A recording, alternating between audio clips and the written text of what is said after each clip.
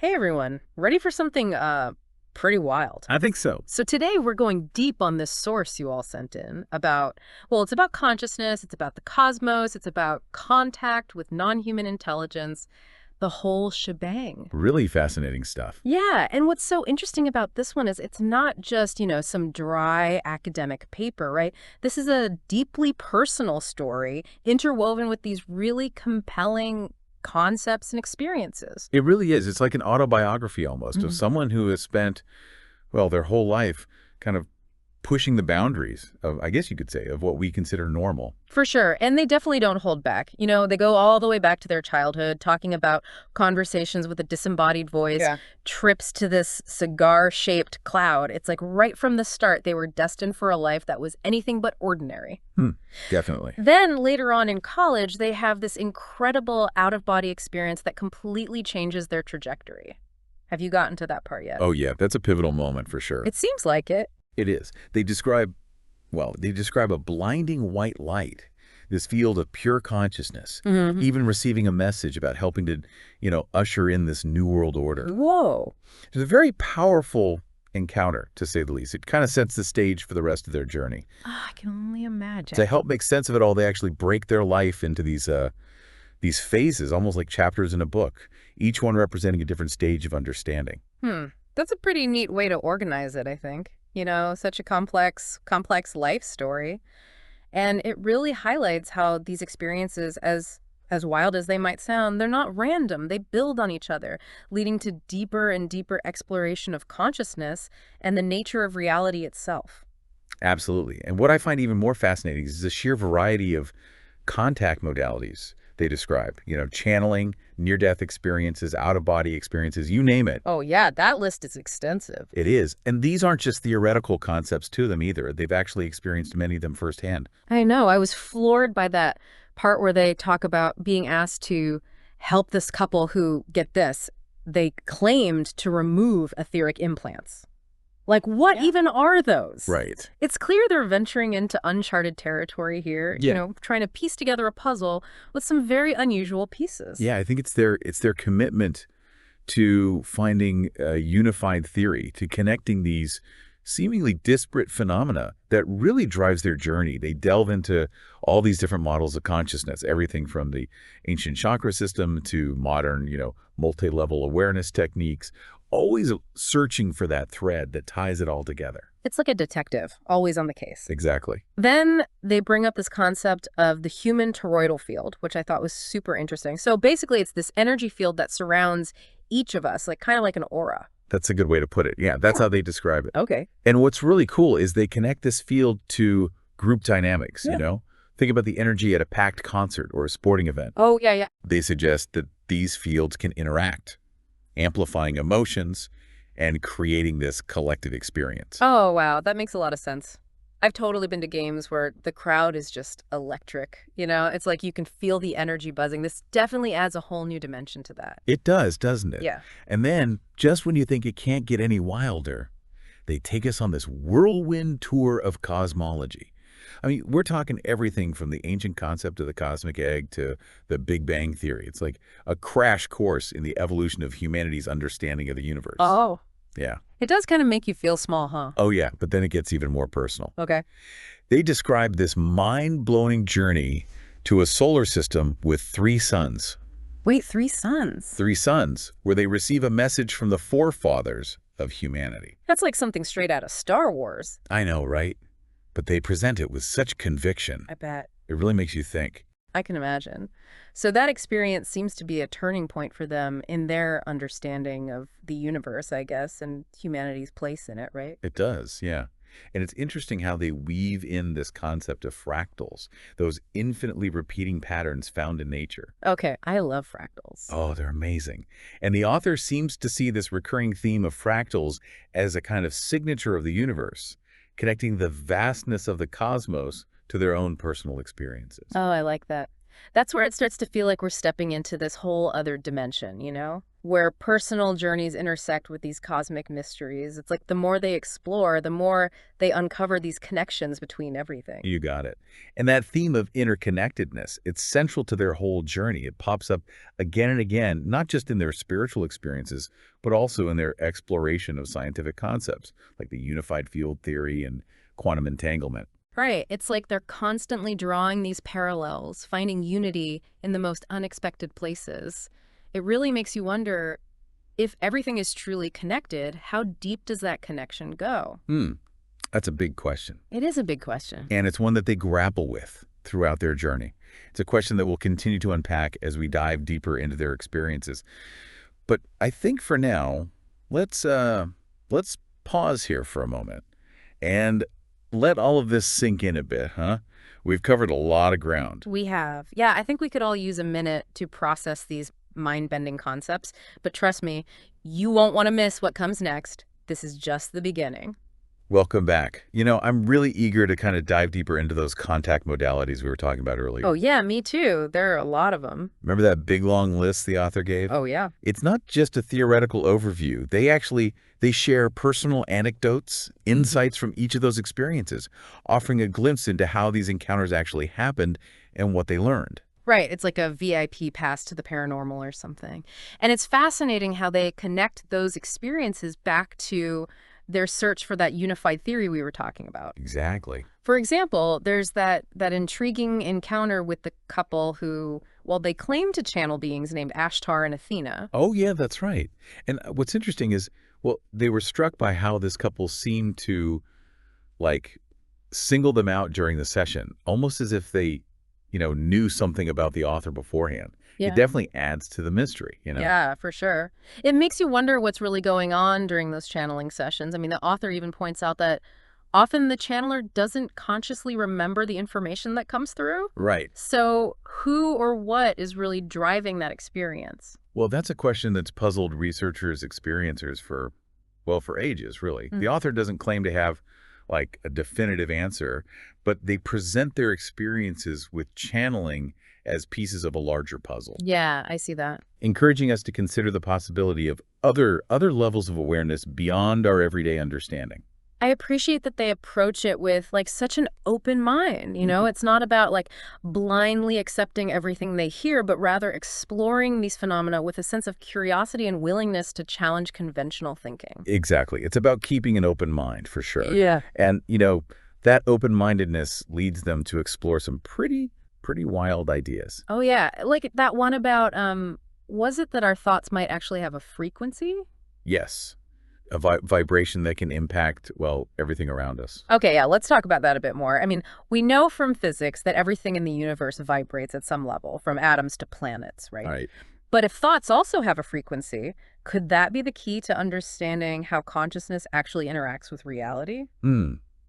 That's the question, isn't it? Yeah. The author draws connections to the ancient concept of the Shabda, often described as this sound current or primordial vibration that underlies all of creation. Whoa. Oh. Yeah, some spiritual traditions actually believe that this Shabda is the source of all manifestation, and that, well, by tuning into it, we can actually tap into a deeper level of consciousness. So it's like our thoughts are part of this cosmic symphony, each note influencing the whole composition. Yeah, it's a beautiful and mind-boggling concept, isn't it? It is. And if we take that idea seriously, that our thoughts do have a frequency that interacts with the universe, it raises all sorts of questions, doesn't it? I mean, could focused thought, positive or negative, actually have a real measurable impact? A powerful thought, right? Yeah. It makes you think twice about those negative thought spirals we all get caught in sometimes. Sure. But it also highlights the potential of things like meditation, mindfulness, practices, and the author explores a lot in their journey. Right. They describe how quieting the mind through those practices actually allowed them to access these deeper levels of awareness and, well, even have those profound encounters with beings claiming to be the forefathers of humanity. Well, absolutely. And there's that theme of interconnectedness again, weaving its way through everything. They're not just having these encounters in isolation.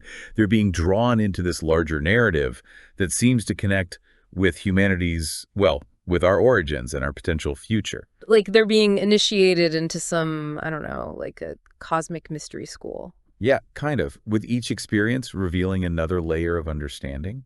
And the lessons often revolve around, well, around this idea of unity, the realization that we're all part of something much, much grander than ourselves. That's a message that pops up a lot in their journey. And it's not just limited to like those spiritual experiences, but also their exploration of scientific concepts too, right? Like the unified field and quantum You entanglement. got it. They're constantly searching for those connections, those points of convergence between science and spirituality. And that search leads them to some, well, some pretty fascinating sources. Like there's a Canadian scientist named Wilbur B. Smith who investigated UFOs back in the 1950s. Have you heard of him? I have to admit, that name doesn't ring a bell. What did he find? Well, Smith claimed to have made contact with, well, with extraterrestrial beings who shared this advanced knowledge about the nature of reality, including, get this, the concept of 12 dimensions. 12 dimensions. Wow, that's a lot to wrap your head around. It definitely pushes the boundaries of what we typically think of as scientific, right? It does. Yeah. But Smith wasn't just some fringe theorist. He was a respected engineer. He works for the Canadian government, and he approached his research with a scientific mindset. His ideas might be unconventional, but it shows that the author is willing to explore ideas from all sorts of sources, even those that challenge the mainstream. It's like they're piecing together a puzzle, drawing from both, scientific and spiritual traditions to get a more complete picture of reality. And it's not just about abstract theories, right? They're also interested in how this knowledge can be used in a practical way, like to improve our lives and create a better world. Well, absolutely. One of the recurring themes is this idea of personal and collective evolution. You know, they seem to believe that humanity is on the brink of this major transformation, a shift in consciousness that'll lead to a more sustainable and interconnected future. And they see these contact experiences, these encounters with non-human intelligence as well as playing a vital role in that transformation. Exactly. It's like, I don't know, we're being nudged in a certain direction, guided toward this higher level of awareness. And part of that evolution involves, well, it involves recognizing our interconnectedness with nature, with each other, with the universe as a whole. It's a powerful message and one that feels super relevant given all the challenges we're facing in the world today. It's easy to get caught up in all the negativity out there, but this story reminds us that we can choose a different path to focus on solutions and actually help create this positive shift in consciousness. It's about taking responsibility, for our thoughts, our actions, and the kind of reality we want to create. And while they acknowledge that they don't have all the answers, they offer a framework, a set of tools for expanding our awareness and connecting with those deeper mysteries of existence. Speaking of mysteries, I'm still really curious to hear more about that global mutation concept. Remember Valentina Mironova, the Russian academician? Yeah, I remember. She had this theory that cosmic events are actually triggering changes in human DNA, leading to this like biospiritual upgrade. What did you think about that? It's a bold claim, no doubt. Yeah. But Mironova is, well, she's a respected researcher. She has a deep understanding of both genetics and astrophysics. So are we talking about like superpowers here? What kind of changes are we supposed to be experiencing? Well, maybe not superpowers in the, comic book sense. Mironova is more focused on the idea that these DNA changes are enhancing our spiritual awareness, our connection to that unified field, maybe even unlocking dormant potentials within us. So it's less about physical mutations and more about an evolution of consciousness. Exactly. And it aligns with, well, with that theme we keep coming back to, the idea that humanity is going through this profound transformation, a shift that's being influenced by forces both inside and outside of our planet. It's a lot to take in. It's also pretty exciting to think about, that we might be on the verge of such a massive shift. It is exciting. And this idea of a global shift in consciousness, it's something that many thinkers and researchers are exploring these days, just from different angles. It's amazing how much we've uncovered already, and yet I feel like we've only scratched the surface. Right. There's so much more to explore. I know. But for now, I think we should take another break and give our listeners a chance to process all of this. I agree. When we come back, we'll delve even deeper into these mysteries of consciousness, cosmology, and contact. Trust me, you won't want to miss it. Okay, so we're back for the final part of our deep dive into this really incredible source material. We've been through a lot, right? Childhood encounters with the unknown, mind-bending journeys through the cosmos, the concept of a global mutation in humanity. I know. It's been quite the journey. It really has. What strikes me is the author's just, unwavering commitment to seeking truth. No matter how unconventional or challenging that path might seem, they face skepticism, doubt, even ridicule at times, but they never lost that belief that there's more to reality than we see on the surface. Yeah, you're right. And I think that's really what makes this source so compelling. It's not just about the extraordinary experiences themselves, but the courage it takes to follow your own path, even when it leads you off the well-worn trails. And speaking of personal journeys, they're very open about sharing some pretty intimate details about their life, too. Yeah, definitely. They talk about adoption, divorce, the search for their biological parents, all of it. Right. And they weave these personal experiences into this larger narrative of their exploration of consciousness and contact. It's almost like they're saying that the personal and the cosmic are, well, they're intertwined somehow, that our individual journeys are reflections of this larger cosmic unfolding.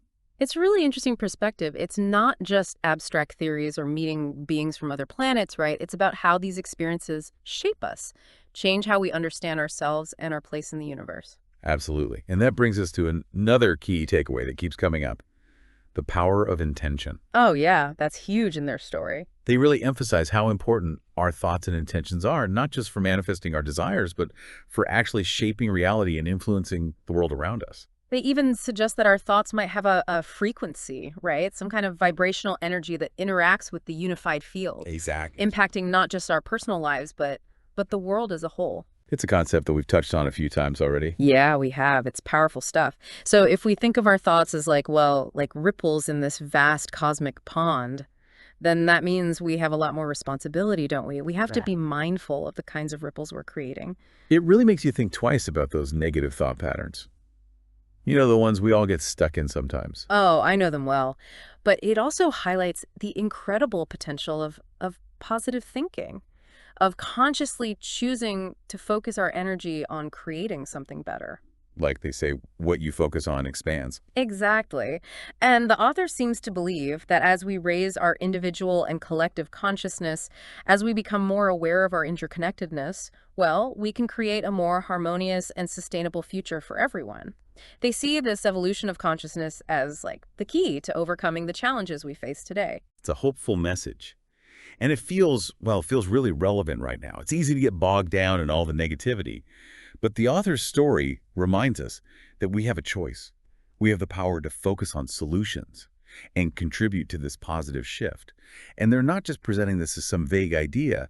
They offer these practical tools and frameworks for expanding awareness, connecting with our inner wisdom and tapping into that collective consciousness. Right, so it's not just about having those extraordinary experiences or thinking about these mind-blowing concepts. It's about putting them into practice in our daily lives and actually using them to create positive change. Exactly.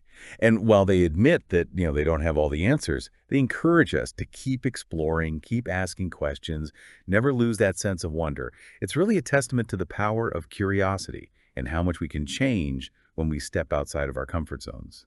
It's pretty amazing, isn't it, how this deep dive has expanded our understanding of consciousness, cosmology, and contact. We started with one unique story, and it's led us to explore so many fascinating ideas and perspectives. It's been quite the exploration. I think I have a whole new appreciation for just how much potential human consciousness has. We're capable of so much more than we realize. Couldn't agree more. And I think that's the perfect thought to leave our listeners with that sense of wonder, of possibility. This author reminds us that we're all a part of this incredible cosmic dance. And the music's just getting started. Keep exploring, keep questioning, and keep that spark of curiosity burning bright. Who knows what amazing things are waiting to be discovered? Thanks for joining us. Thanks, everyone. Until next time, keep seeking, keep growing, and keep reaching for the stars.